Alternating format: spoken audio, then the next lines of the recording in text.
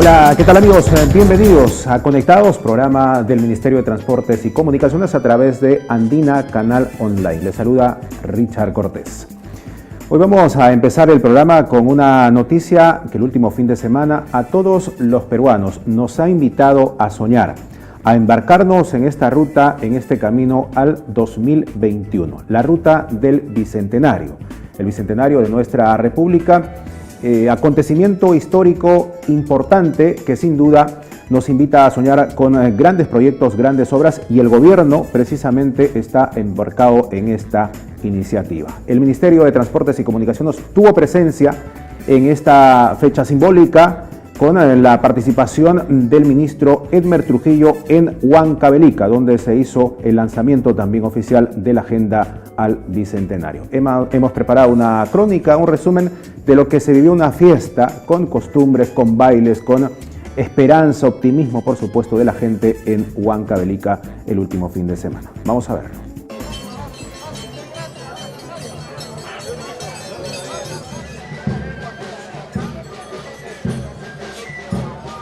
Empezó el camino al Bicentenario de la República. Fiesta, color, tradición y esperanza al 2021. Para dar inicio a la ceremonia de lanzamiento de la Agenda Bicentenario. Así vivió Huancavelica el lanzamiento simultáneo de la Agenda del Bicentenario. Desde la Plaza Bolognesi en Huancavelica, el ministro Edmer Trujillo hizo el anuncio oficial con un llamado a la unidad. Iniciamos con este lanzamiento un proceso de concertación que nos ayude a determinar juntos los objetivos, las acciones que debemos implementar hasta el 2021. Acompañado de las principales autoridades de la región, el titular del MTC propuso establecer metas comunes para alcanzar el desarrollo.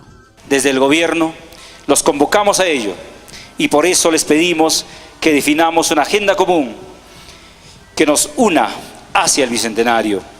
Asimismo, reafirmó la vocación descentralista del gobierno y destacó la transferencia por más de 10.000 millones de soles a las regiones. Puso como ejemplo el monto transferido este año por el MTC, que supera largamente lo efectuado entre el 2012 y 2017.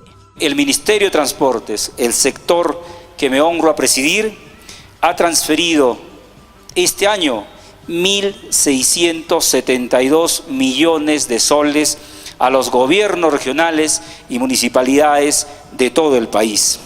El ministro Edmer Trujillo aseguró también que una de las metas de su sector es adjudicar la concesión del tren de Huancayo a Huancavelica el próximo año. Finalmente invocó al país a sumarse a la lucha contra la corrupción, la desigualdad, la violencia y la injusticia.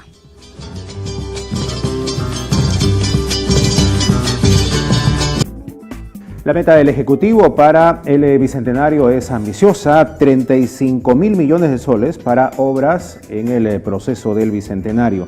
El presidente Martín Vizcarra participó, lideró esta gran iniciativa del Ejecutivo. Se lanzó la agenda conmemorativa al Bicentenario en simultáneo en un total de 19 regiones del país. Por su parte, el Ministerio de Transportes y Comunicaciones también adelanta ya una agresiva inversión en este camino al Bicentenario de por lo menos 7.000 millones de soles anuales. Es la cifra estimada que tiene el Ministerio de Transportes y Comunicaciones en inversión en grandes proyectos, en proyectos de gran envergadura para llegar al Bicentenario con hechos históricos que los peruanos sientan la transformación en sus vidas. Hablando de obras, hablando de grandes proyectos, sin duda el tema del Aeropuerto Internacional Chinchero en Cusco es un trabajo pendiente y en el cual el Ministerio de Transportes y Comunicaciones está comprometido. La actual gestión del ministro Edmer Trujillo tiene el compromiso de cumplir con esta gran obra y por supuesto ya hay un acuerdo para construir el Aeropuerto Internacional de Chinchero en el primer semestre del próximo año, 2019. El proceso para ejecutar la obra se va a realizar, como ya se ha informado, bajo la modalidad de gobierno a gobierno. Hay un compromiso, reitero, del Ministerio de Transportes y Comunicaciones con la continuación de los trabajos de este terminal aéreo, que es muy esperado por los cusqueños y en general por todo el país. Y ya se ha dicho también que hay países que están preseleccionados que están postulando para la construcción del aeropuerto de Chinchero. Hablamos de Reino Unido, Canadá, Turquía, Francia, Singapur, Corea del Sur y Estados Unidos. Los funcionarios del Ministerio de Transportes y Comunicaciones han tenido reuniones con representantes de estos países precalificados para participar en el proceso de selección. Los pasos continúan para hacer realidad este gran proyecto que es el Aeropuerto Internacional de Chinchero en el Cusco. El compromiso, reitero, del MTC es en la continuidad de estos trabajos, de estas gestiones y llegar finalmente a la concreción de este gran proyecto.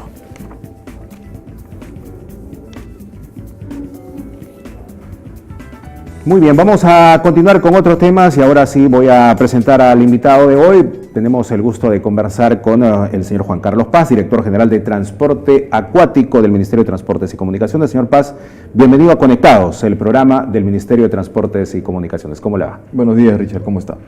Hay mucho que hablar de su sector, ¿no? Sobre todo cuando hablamos de proyectos de importancia, proyectos que integran a los peruanos. En el caso de su sector, por ejemplo, el proyecto que tiene como meta, como objetivo, integrar a la población de la Amazonía con el resto del país, Hidrovía Amazónica. Quizás suene para muchos peruanos algo desconocido. ¿Qué es el proyecto Hidrovía Amazónica? ¿Por qué genera expectativas y también al mismo tiempo algunos temores? Correcto. ¿En qué consiste una hidrovía?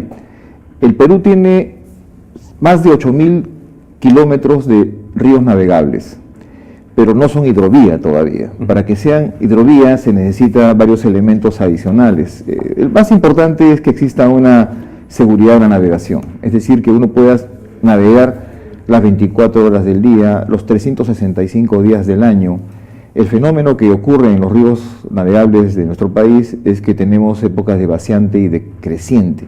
Y cuando es vaciante, el fondo del río se reduce. Es decir, cuando los ríos bajan su caudal. Exactamente. Entonces es muy frecuente el tema de accidentes, por ejemplo. Una embarcación puede encallar y se detiene el flujo de carga y de pasajeros, a veces con pérdidas materiales, a veces con problemas para los propios ciudadanos, ¿no? Heridos o bajas humanas. Entonces, el propósito del gobierno es darle en principio una seguridad, una continuidad a la navegación, todo el día, 24 horas del día, 365 días del año, garantizando una profundidad de 1,80 m para que pueda circular el tipo de embarcaciones que va por la Amazonía en un canal de navegación, que eso no es otra cosa que un canal establecido electrónicamente. No hay digamos, un muro ahí como algunas personas pueden imaginar. No, es un canal imaginario en el cual sí existen algunas labores de dragado específicas, porque se han identificado 13 malos pasos hasta el momento en los diferentes ríos, especialmente el Ucayali, el Marañón y el Huallaga. Antes de entrar al detalle y precisar a qué se denomina malos pasos, son 4 ríos los que comprende esta hidrovía, ¿no? De los 8.500 kilómetros de ríos navegables, hemos concesionado 2.700 kilómetros. ¿Cuáles son? El Amazonas, desde su formación cerca Nauta hasta la frontera en Santa Rosa. El Ucayali, desde Pucallpa, aguas abajo hasta el Amazonas. El Marañón, desde Saramiriza hasta igual la confluencia con el Ucayali para formar el Amazonas.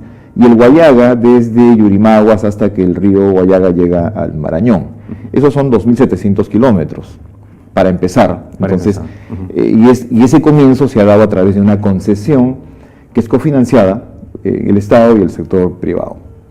Mencionaba el tema de la navegabilidad segura permanente, ¿no? En el día y en la noche. ¿Por qué hay temores entre la población? El dragado, que mencionó, es uno de ellos, pero ¿por qué la gente siente temor de que, por ejemplo, va a afectar este proyecto al ecosistema? ¿No? Porque hay estudios que tienen que realizarse, es un proceso que tiene que también cumplirse, pero ¿por qué hay esos temores? ¿Cómo despejamos esas inquietudes en la gente? Cualquier cambio genera algún tipo de temor, sobre todo si existe alguna información que es inexacta. Yo le comentaba que hay 13 malos pasos que no son otra cosa que lugares donde la navegación no es segura porque existen los bajos, porque en ese momento, en ese lugar no se puede garantizar una una profundidad específica. Entonces la acción del dragado va justamente a atacar esos malos pasos. Pero si uno pone un mal paso encima o continuamente, tenemos hasta 60 kilómetros aproximadamente de malos pasos. De 2.700 kilómetros, como sabemos, pues es menos del 3% de toda la extensión. Además, los ríos tienen diferencias, pero tenemos un promedio de 700 metros como ancho de río, pero la zona de dragado es de 54 metros, entonces es menos del 10% en cada lugar. Como usted comprenderá, es como si toda esta mesa fuese el espejo de agua de la hidrovía y la actuación del dragado va a lo que estamos tocando con este vaso, ¿no? Entonces, obviamente puede haber algún efecto, lógicamente, que esté estudiado, el estudio de impacto ambiental determina cuál es el efecto de un dragado, pero no se puede afirmar pues que vamos a afectar toda la hidrovía por hacer una labor de dragado que es puntual, como le repito, ¿no?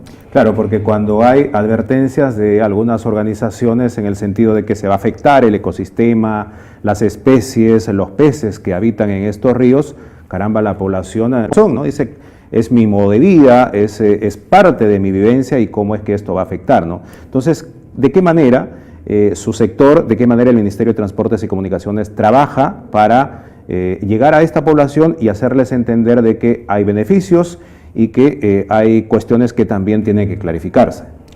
Estamos en permanente contacto con los representantes de más de 400 comunidades en la Amazonía. Se ha hecho un trabajo, además hay que recordar que este es el primer proyecto de infraestructura que cuenta con consulta previa, es decir, hemos obedecido el mandato de la resolución de la OIT, la 169, y hemos hecho un trabajo de consulta previa en el 2015, justamente en contacto con las comunidades y los representantes de las comunidades, y tenemos con ellos reuniones permanentes. Es más, tenemos una reunión próximamente en Iquitos para poder ver los avances del proyecto y los compromisos del Estado. Hay que tener en cuenta que para el Ministerio de Transportes y Comunicaciones es fundamental el concepto de desarrollo sostenible, es decir, no solamente avanzar con los proyectos que son importantes desde el punto de vista económico, sino ser muy respetuosos con los aspectos ambientales y sociales. Y por eso es este contacto permanente con los ciudadanos de la Amazonía. En el tema del dragado, por ejemplo, experiencias en otros países, ¿cómo han funcionado? Porque decía que en todas partes hay dragado en este tipo de proyectos, claro, pero también hay antecedentes de daños que han ocasionado. Bueno, en cualquier parte del mundo donde se hace dragado se hace profesionalmente, y sí, cualquier hidrovía en el mundo cuenta con dragado, en Europa, en Bélgica, en Alemania, en Francia, en la China, en Indochina, en Vietnam, en Brasil, Paraguay, Uruguay, Bolivia, todos los países que tienen contacto, tiene también el Mississippi. Cualquier labor de mantenimiento de una hidrovía en el mundo tiene y cuenta con un trabajo de dragado que es imprescindible. Ese mantenimiento es el equivalente en nuestra labor de mantener vías, ¿no? Es hacer una labor permanente de mantenimiento. El dragado también es importante justamente para asegurar la navegabilidad el 100% del tiempo. ¿Cuál es el beneficio? Hablemos de los beneficios ya, porque escuchaba a algunos pobladores quizás con poca información decir, a mí no me va a beneficiar tanto este proyecto porque para embarcaciones grandes, para embarcaciones que de repente no va a estar a mi alcance. Pero ¿cuál va a ser con esta navegabilidad que se proyecta, que sea ordenada, que se deje la informalidad? ¿Cuál va a ser el beneficio principal para la población de las zonas de Iquitos, de Pucallpa, las zonas que están alrededor del varios beneficios. Lógicamente la seguridad genera la posibilidad de una mayor conectividad y de viajes más cortos y más seguros. Hoy en día, por ejemplo, una embarcación que está llevando personas y carga encalla en una época de vaciante y solamente en remolque, ¿no?, puede gastar 2.000, 3.000, 4.000 soles, que eso lo tiene que asumir el dueño de la embarcación. Es perjudicial también para el dueño de la carga, porque esa carga se puede malograr, y perjudicial para los pasajeros que están en ella porque se interrumpió su viaje y después cómo hacen para poder llegar. Es beneficioso para cualquier operación de salud o de educación. Hay gente que se transporta, hay maestros que se embarcan para poder llegar a las escuelas. Hay problemas de salud que tienen que ser atendidos y que tiene que usarse el río para eso. Ahí le damos seguridad, es decir, una hidrovía genera seguridad, genera conectividad y es importante para la economía, para la salud, para la educación. Un ejemplo más es la diferencia de precios que hay entre ciudades importantes como Iquitos y Pucallpa. Hemos hecho un análisis de diferentes productos y el promedio de diferencia de precio es de 30%, es decir, un producto que cuesta 10 soles en Pucallpa cuesta 13 soles en Iquitos en promedio, o sea, 30% más. Y hemos encontrado productos que llevan a 100% más, 150, 200% más. Justamente por esa falta de seguridad, por esos problemas que les estoy comentando. Entonces, la hidrovía va a permitir que esa diferencia, que va a tener que haber porque hay una distancia, esa diferencia se reduzca.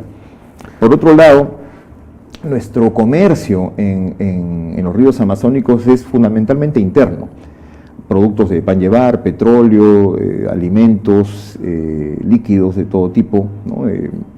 Y lo que estamos buscando es que no solamente se desarrolle ese comercio interno de una manera más activa, sino que finalmente podamos hacer crecer el comercio externo, es decir, vincular al país, a nuestro país, con economías como Ecuador, Colombia y sobre todo Brasil.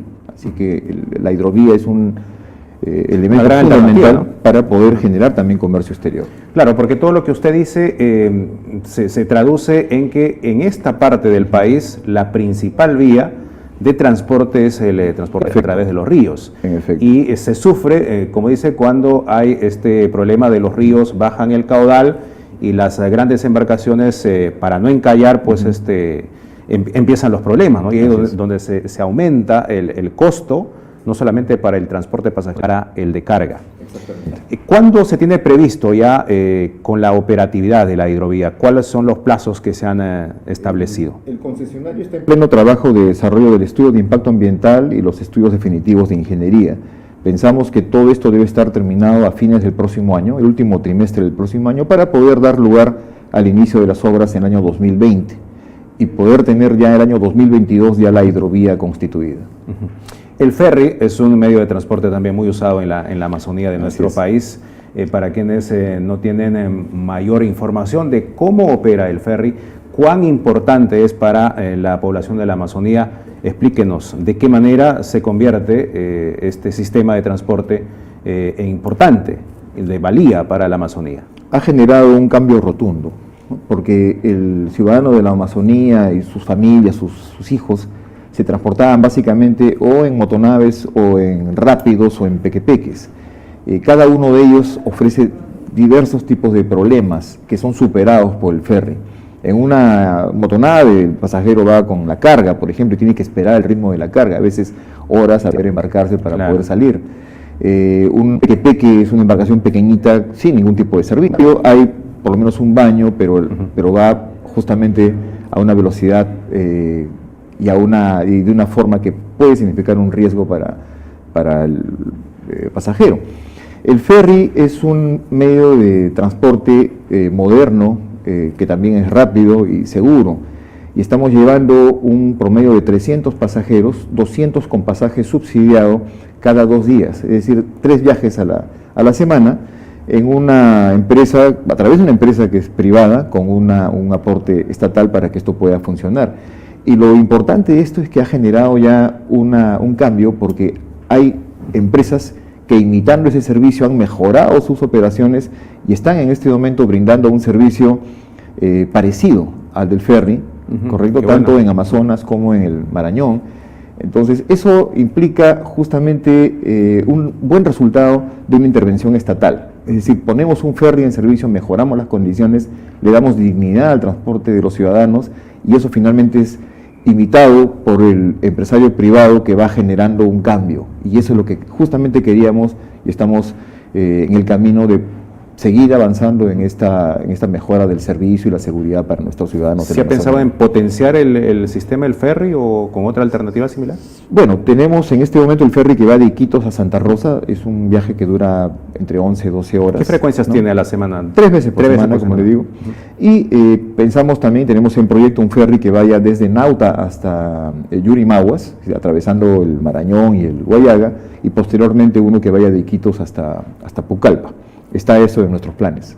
Perfecto, señor Juan Carlos Paz, le agradezco mucho por contarnos en el programa Conectados del MTC, esto que es muy importante para la integración, para permitir mayor conectividad de nuestros compatriotas, de nuestros hermanos en la selva, en la Amazonía del país, con el resto de localidades y ciudades. Muchas gracias y vamos a estar pendientes de todas las acciones que se están haciendo para hacer realidad la hidrovía amazónica. Muy amable a Juan Carlos Paz, director general de Transporte Acuático del Ministerio de Transportes y Comunicaciones. Corresponde hacer una breve pausa. Siga con nosotros, quédese porque vamos a regresar con más aquí en Conectados, programa del MTC. Volvemos.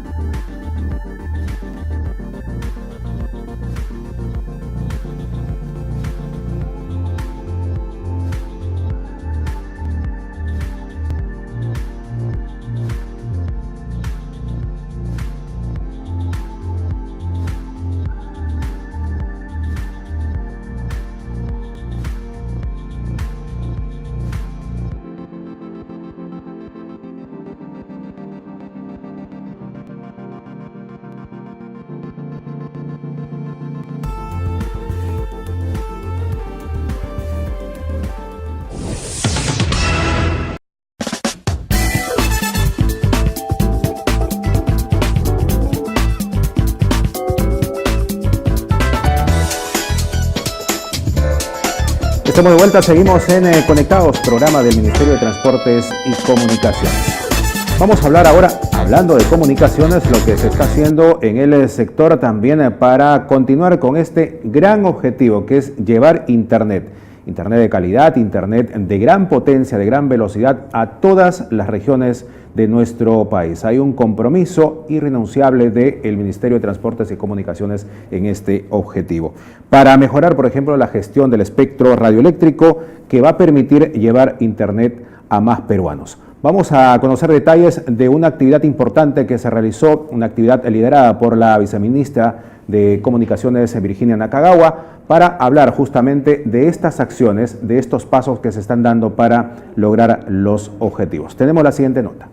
Con mucho orgullo, ¿no es cierto?, vemos que estamos tomando el liderazgo en América del Sur.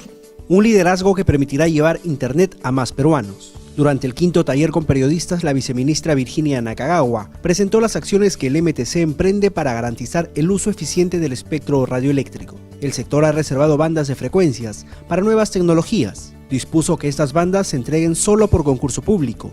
Y finalmente, se publicó el reordenamiento que permitirá más y mejores servicios.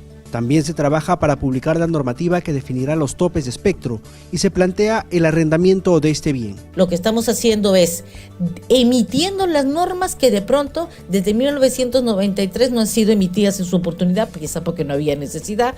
Se trata de mecanismos que se encuentran articulados entre sí y promueven la gestión eficaz de este recurso natural escaso que es el espectro. Estos son los mecanismos que se utilizan en la industria internacional para poder asegurar que los usuarios tengan la calidad que se merecen y que las empresas usen eficientemente los caminos digitales que, siendo del Estado, se las asignan para que los puedan usar.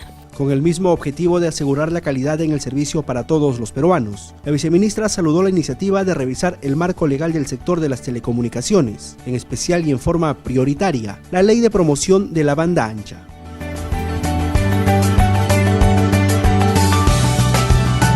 Y hablando de Internet, de tecnología, muchísimas gracias a quienes nos siguen a través de las redes sociales, de los medios sociales del Ministerio de Transportes y Comunicaciones. Estamos atentos siempre leyendo sus comentarios, las sugerencias y trasladando a las personas, a los sectores competentes estas inquietudes, porque es importante escuchar a la gente que muestra interés, muestra preocupación por determinado proyecto, por determinada obra en su región, en la jurisdicción en la que vive. Hablando de obras y de grandes proyectos. El último recorrido, la última visita del ministro de Transportes y Comunicaciones, Elmer Trujillo, a la región Ica ha traído muchas novedades, anuncios, compromisos para realizar obras en esta región. En la siguiente nota conocemos más sobre la reciente visita del titular del MTC a la región Ica. Adelante. La infraestructura vial de Ica será fortalecida. El Ministerio de Transportes y Comunicaciones construirá la segunda calzada de la carretera Panamericana Sur, en el tramo que conecta el distrito de San Andrés con la localidad de Guadalupe. El anuncio lo hizo el ministro Elmer Trujillo. Construcción de la segunda calzada entre San Andrés y San Alejandro debe empezar en el mes de enero del próximo año. Son 54 kilómetros de vía que debe construirse. Esta obra facilitará la fluidez del tránsito vehicular y el transporte de productos agrícolas. El impacto entre los usuarios de la carretera será directo, pues los tiempos de viaje se acortarán. El gobernador regional de Ica, Fernando Sillonis, destacó los beneficios de la conectividad vial. Lo medimos solo en el ámbito del turismo, pues 30% subió las visitas a Paracas en el 2017 con respecto al 2016 y este 2018 sigue el crecimiento explosivo de los visitantes que vienen por tierra a la región Ica. El titular del MTC también visitó los tramos en los que se ejecutarán 4 pasos a desnivel en la red vial 6. El paso a desnivel Salas conectará la vía costanera de Chincha con la Panamericana Sur.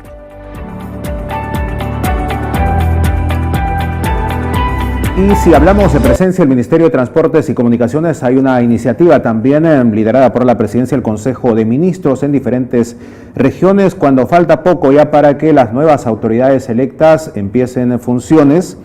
Hay un programa de inducción para la transferencia y buen inicio de gestión. Autoridades municipales y regionales.